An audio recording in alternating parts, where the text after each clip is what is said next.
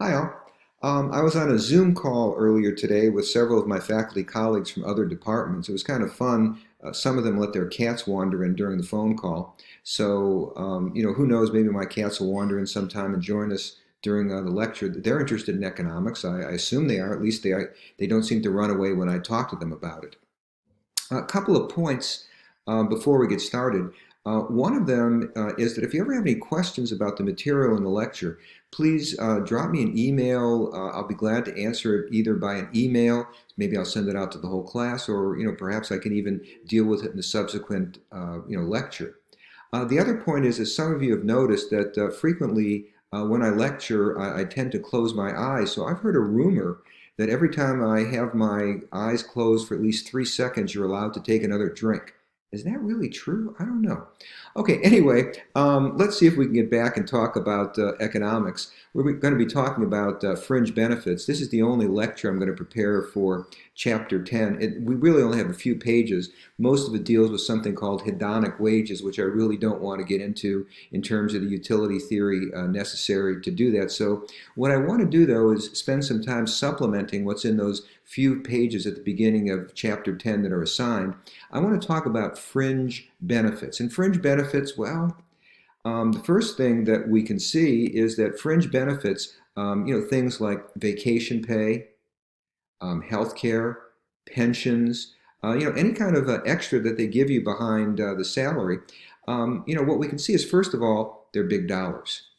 We sometimes use the term compensation, and compensation just means salary plus fringe benefits. So Ohio Wesleyan gives me a salary, at least I think they still are. Anyway, Ohio Wesleyan gives me a salary, but they also pay a large part of my health insurance. They make a generous contribution to my retirement. That they allow me to use the gym and various other things. They give me a computer. They give me other things that go beyond my salary. So this is for the nation as a whole, and this is benefits as a share of total compensation. So what you can see is over time, it might have gone up a little bit, but the key takeaway here is that fringe benefits for an employer can be rather expensive. You're not really mandated to give fringe benefits to your workers, the only exception being something like Social Security or money that goes into the unemployment insurance system. Most of these are voluntary, but the key point here is when you look at the actual cost of what you pay your workers, the compensation, almost a third of it is in the term of fringe benefits. So what's my point here? It's big money. Now, what are the types of fringe benefits? Once again, if we look at this 31% of compensation that you have to pay in fringe benefits, about 7% of compensation is holiday pay, 8% is insurance, including health insurance, retirement, Social Security, which the employer has to pay, unemployment insurance, and all others. So the point here is, these are the real biggies. 3 of them which you don't legally have to pay. There's no requirement for vacation, holiday, or sick pay. You don't have to pay insurance for your employees or retirement. One of the biggies is mandatory Social Security and Medicare, which is funded by a tax that both the employers pay and also that's matched by the employees. Okay, well, this raises an interesting question. Why do firms pay fringe benefits? Let me give you an example. Ohio Wesleyan could say to me, Gitter, you get to take free yoga classes at Ohio Wesleyan. That's really true. Fit oh woo. I can take yoga, and I've done it on occasion. So maybe those classes are worth $100. Ohio Wesleyan could say to me, Gitter, would you rather have a fringe benefit of a $100 yoga class? Namaste. Or would you rather have $100 cash? Well, I'd rather have the $100 cash. I can do with it whatever I want. Maybe I'll spend it on yoga. Maybe I'll spend it on something else. So the question is, why would the firm use fringe benefits when you might think that the employee would rather have the cash to do with what they want?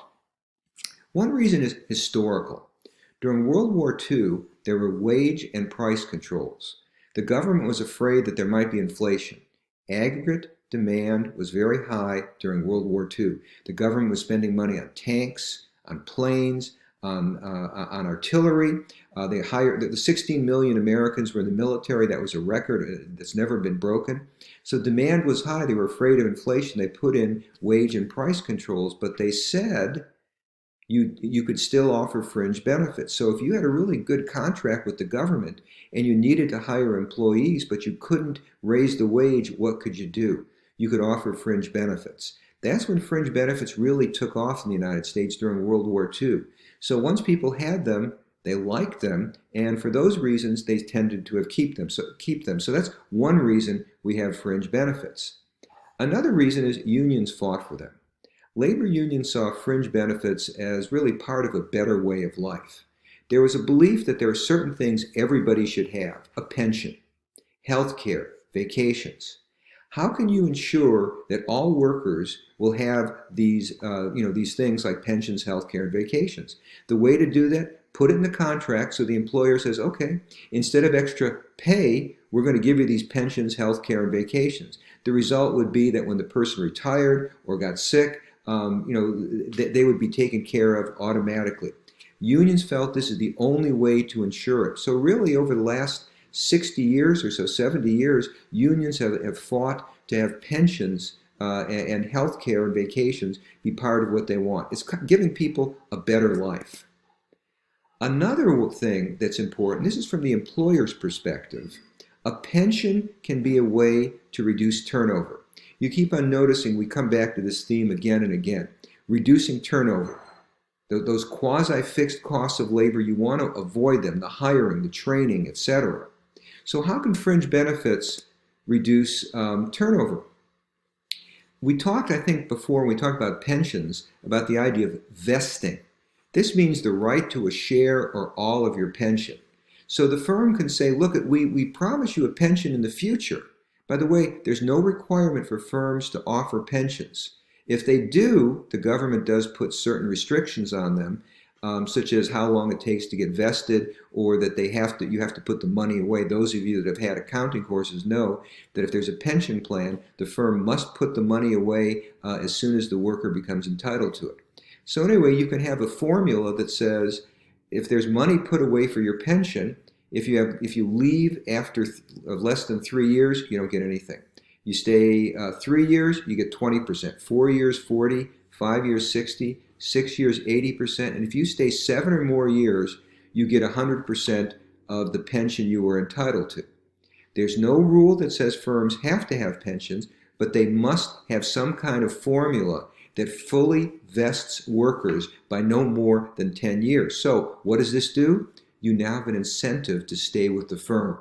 If you leave, if you've been there 2.5 years and you leave, stay a little bit longer, you get at least 20% of your pension. You can see to get entitled to your pension, even if it's money that the firm promises a pension with some kind of benefits, you have to stay a certain length of time to be able to get it. So it incentivizes people to stay with the firm.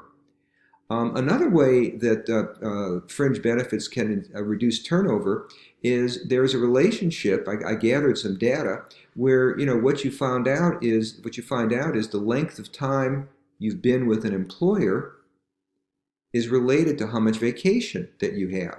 So what you find out, if you've been with somebody for 20 years and you leave and take a new job, instead of having 4 weeks, 20 paid days of vacation, 4 weeks, you might only get about 2 weeks. So this has people stay with their employer.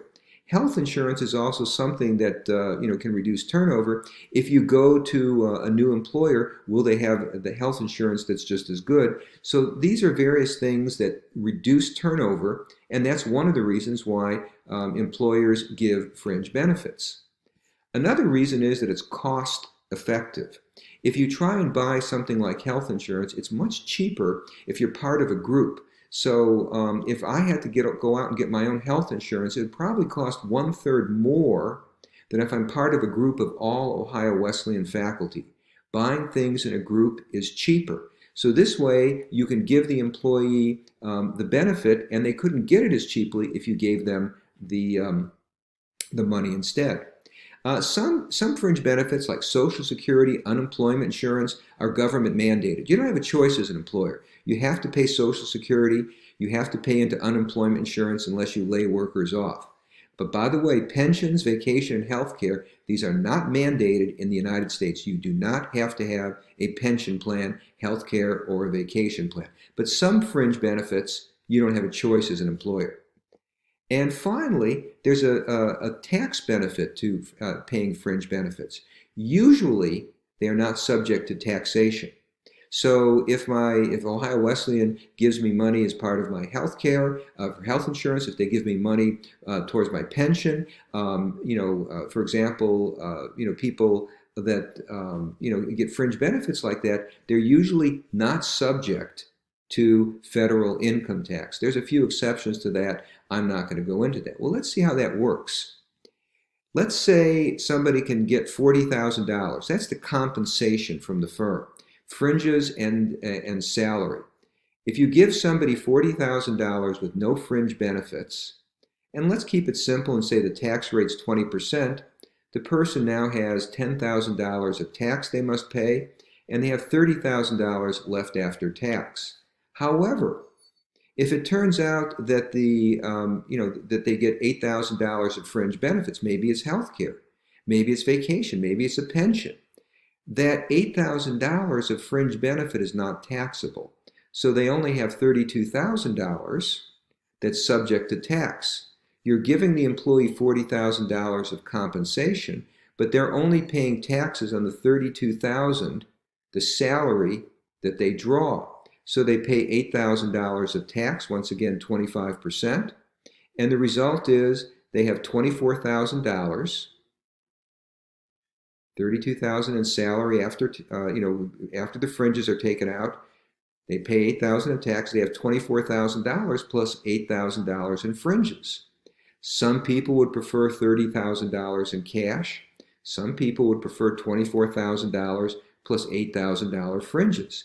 If enough people prefer this, it's costless for the employer. In fact, maybe even benefits by getting reduced turnover, and some employees might, in fact, like that.